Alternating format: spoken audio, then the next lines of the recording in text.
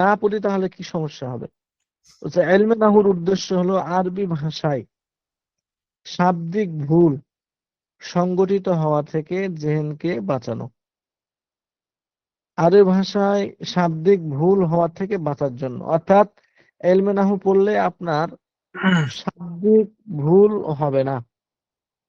একজন দেখলাম যে আরবিতে বক্তব্য দিল, বা আপনাদের একজনই, আপনাদের সাথী ভাইয়ের মধ্যেই কে যেন একটা নিজের পরিচয় এবং আমাদের মাদ্রাসার পরিচয় আরবিতে তুলে ধরছে।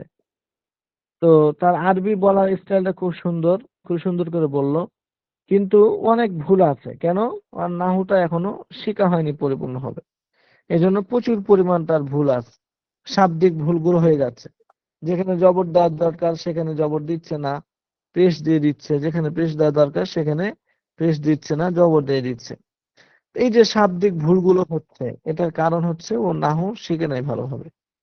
ঠিক আছে, এরকম নাহুটা এটা আপনারা শিখতেছেন, খুব মোবারকবাদ, ভালো করে শিখবেন। কারণ নাহু যদি না শিখেন তাহলে প্রচুর পরিমাণ ভুল হয়ে যাবে, আপনি কোরআন হাদিস ভালোভাবে শিখতে পারবেন না। এজন্য আমরা ভালোভাবে আল্লাহ রহমতে শেখার তৌফিক আল্লাহ দিয়েছেন। আমরা অনেক সুন্দর করে মজবুত ভাবে আমাদের বড় বড় টিচারও পাইছি আমরা, এবং দেওবন্দ থেকে পড়ে আসা টিচারের কাছে আমরা এলমে নাহু পড়ছি, অনেক মাহের দক্ষ ওস্তাদের কাছে পড়ছি। এজন্য নাহুটা আমাদের কাছে এখন খুব সহজ হয়ে গেছে, আমাদের নাহুর ভুলগুলো মানে হয় না।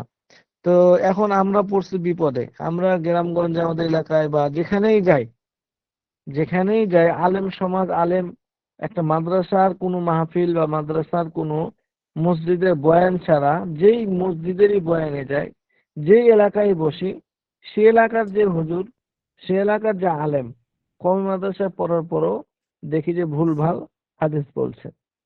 মানে হাদিস একটা বললে যে তার ভুল হবে না, আরবি একটা বললেই যে ভুল হবে, এটা ওদেরকে না দেখে বোঝা যায় না। তো এখন পড়ছি আমরা বিপদে, মাঝে মাঝে চিন্তায় পড়ে যায় যে আসলে আমরা সঠিক না এরাই সঠিক, কারণ এরাই যে সবাই একই রকম ভুলই বলে যাচ্ছে। তো কঠিন এক সমস্যা। তো যাই হোক, এখন কি করা যাবে? করার কিছু নাই। এক কথায় ওস্তাদ, বর্তমান এক জামানাটা, কথায় ওস্তাদ ভুলটাই প্রকাশ পেয়ে গেছে, সঠিকটাই আর কি কম লোক জানে। হ্যাঁ হ্যাঁ হ্যাঁ হ্যাঁ, কারণ ভালো আলেম যেগুলো, যারা সঠিকভাবে কোরআন হাদিস বুঝে বা সঠিকভাবে বলতে পারে, এরা তো বেশিরভাগ মাদ্রাসার মধ্যে পড়ে থাকে, বয়ানে কম যায়। এই জন্য যারা বক্তা হয় বেশিরভাগ তো ভালোভাবে পড়ে না, বয়ানের লাইনে মেহনত করে, যার কারণে ভুল ভাল প্রচুর বলে। কিন্তু কিছুই করার নাই, ওটাই এখন শুনতে হবে, উপায় নাই। হ্যাঁ, আমি আমি আর পোস্টার আরেক হুজুর, আমাদের বড় হুজুরের বাড়ি ওখানে, ওই হুজুরের বাড়ি। তো ওই হুজুর আর আমি, আমরা দুইজনই পৌষ মাদ্রাসার শিক্ষক, এখানে বড় একটা প্রতিষ্ঠান, বড় মাদ্রাসা। তা আমরা এক মাহফিলে বয়ানে গেছি। তা আমাদেরকে কর্তৃপক্ষ বলছে যে আপনার স্টেজে বসেন, আমরা বলছি না, আমরা আজকে শ্রোতা হয়ে আসছি, আমরা মাঠে বসি। এরপরে বক্তার সামনে বসছি, বক্তা আমাদেরকে চিনে। তো বেচারা মানে আটকে যাচ্ছে, মানে এত ভুল তার তেলাওয়াতে আর মানে তার হাদিস পড়ার মধ্যে। তো ও থতমত হয়ে যাচ্ছে, আর আমরাও বিব্রতকর অবস্থায় পড়ে গেছি, কিভাবে এখানে বসে থাকবো। পরে বাধ্য হয়ে আমরা ওখান থেকে উঠে চলে গেছি, বসি নাই আর ওখানে। আল্লাহ। তো এই হচ্ছে সমস্যা। যা হোক, এখন কি করার। তো এই জন্য আপনারা ভালোভাবে পড়েন, যাতে আপনাদের পড়ার মধ্যে কোনো ভুল না হয়। তারিফ হচ্ছে উদ্দেশ্যই হচ্ছে এটা, যে আপনাকে শাব্দিক ভুল বলা থেকে বাঁচাই দেবে। আর আপনি না শিখেন নাহু, তাহলে আপনার শাব্দিক ভুল হয়ে যাবে, একদম বাস্তব হতেই হবে। আচ্ছা, এলমে নাহুর আলোচ্য বিষয় এখানে কি নিয়ে আলোচনা করা হবে? এলমে নাহুর আলোচ্য বিষয় হলো কালিমা এবং কালাম। এই পুরা নাহুর মধ্যে কালিমা এবং কালাম নিয়ে আলোচনা করা হবে, ছোট্ট দুইটা বিষয় নিয়ে আলোচনা করা হবে, কিন্তু এগুলো ডাল পাকলা অনেক। কালিমা মানে ইসিম ফেল হরফ, এই ইসিম ফেল হরফ নিয়ে আপনার আলোচনা। ইসিম কাকে বলা হয়, ইসিমের আলামত কি, ইসিম এখন হাজার হাজার, সবগুলো আপনাকে চিনতে হবে। ফেল কাকে বলা হয়, ফেল এরকম এখন ফেল যত আছে আপনার, মিজান আপনাকে পড়তে হবে, ইলমুসিগা পড়তে হবে, পাঞ্জেগাস পড়তে হবে, ইলমুস সরফ পড়তে হবে, যত আপনার এই ফেল যতগুলো আছে সিগা, এই সবগুলো আপনাকে চিনতে হবে।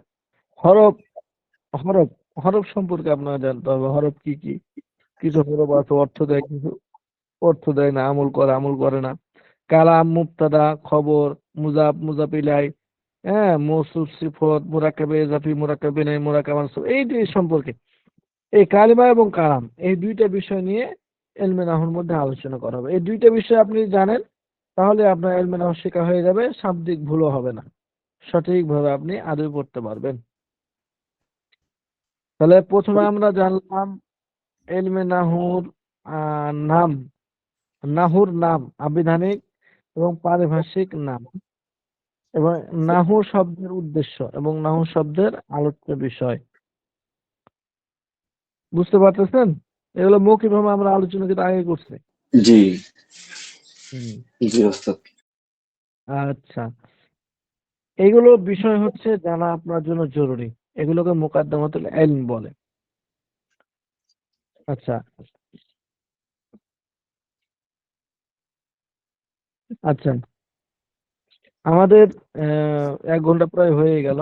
তো যে আরো কিছু বিষয় আছে যেগুলো জানা আমাদের মোটামুটি জরুরি না, কিন্তু জানলে ভালো। এটা আগামী সপ্তাহে আলোচনা করবো আমরা ইনশাআল্লাহ। তারপরে আমরা কিতাব অল্প অল্প করে শুরু করে দেবো ইনশাআল্লাহ। তাহলে এই বিষয়গুলো আপনারা ভালোভাবে আগামী সপ্তাহে মুখস্থ করে নিয়ে আসবেন, ঠিক আছে? আমি আবার সংক্ষেপে বলে দিচ্ছি যে যে কোনো একটা ফোন শুরু করার পূর্বে ওই ফোনের সম্পর্কে প্রাথমিক কিছু ধারণা লাভের জন্য কিছু বিষয় জানতে হবে। এই বিষয়গুলোর কিছু বিষয় হলো জানা জরুরি, আর কিছু বিষয়গুলো জানা হচ্ছে মোটামুটি পর্যায়ের মুস্তাহাব। যেগুলো জানা জরুরি এগুলো হচ্ছে 3টি: ইলমে নাহুর সংজ্ঞা, ইলমে নাহুর গরজ, আলোচ্য উদ্দেশ্য, ইলমে নাহুর মওযু বা আলোচ্য বিষয়। এই 3টিকে বলা হয় মুকাদ্দামাতুল ইলম। আর কিছু বিষয় আছে যেগুলো জানা মুস্তাহাব, বা জানলে ভালো, না জানলে সমস্যা নাই। এগুলো হচ্ছে প্রায় 5টি: ইলমে নাহু, ইলমে নাহু সংকলনের ইতিহাস, ইলমে নাহুর প্রয়োজনীয়তা, ইলমে নাহুর যে কিতাব আমাদের মুসান্নিফের জীবনী, তারপরে এই হেদায়েত নাহু কিতাবকে নামকরণ করার কারণ, এবং এই হেদায়েত নাহু কিতাবের বৈশিষ্ট্য, ইলমে নাহু সংকলন